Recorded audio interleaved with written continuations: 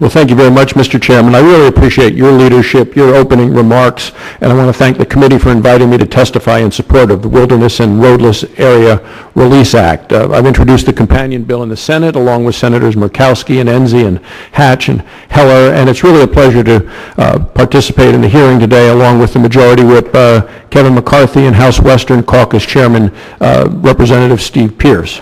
I also want to welcome Wyoming County Commissioner Kent Conley. He's going to be testifying today and acknowledge his work on public land issues in Wyoming.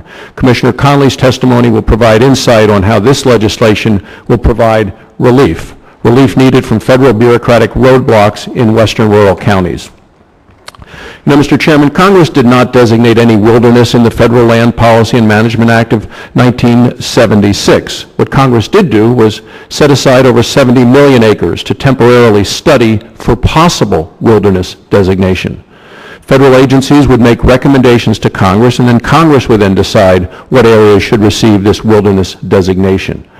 However, the 1976 law created a giant loophole. The loophole allows all land set aside for wilderness study to essentially be perpetually managed under wilderness criteria, not by multiple use and sustainable yield provisions.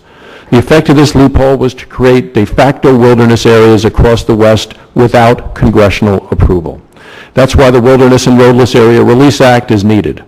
Of the over 12 million acres of wilderness study areas, BLM recommended about half of those acres as not suitable for wilderness designation.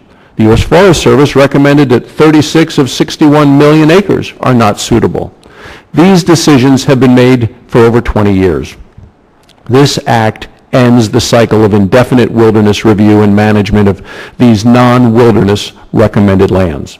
This legislation allows local Americans and stakeholders to work with agency officials to develop management plans that best balance recreation, multiple use, and conservation. Every released acre and activity will be subject to the respective Forest Service and BLM land use planning process. You know, Mr. Chairman, you've heard it as well as I have. Critics have called this bill extreme.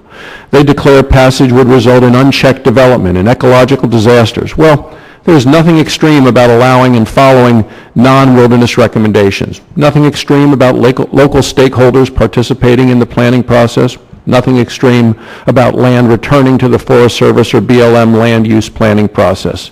And there's nothing extreme about proactively managing forests impacted by the mountain pine beetle. I will tell you, one of the biggest roadblocks in Wyoming to any management activity of the pine beetle is the 2001 roadless rule. The fact is that this bill today is a common sense bill. Opponents want to rewrite history. They want to pretend that Congress designated wilderness with the passage of the Federal Land Policy and Management Act. They want to maintain the do-nothing status quo. They want to prevent local stakeholders and land management agencies from making land planning decisions, and they are obstructing healthy forest management.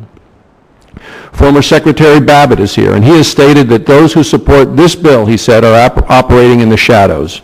I disagree. Those who support this bill are standing in the sunshine. I am here in a public setting advocating for public participation in land management.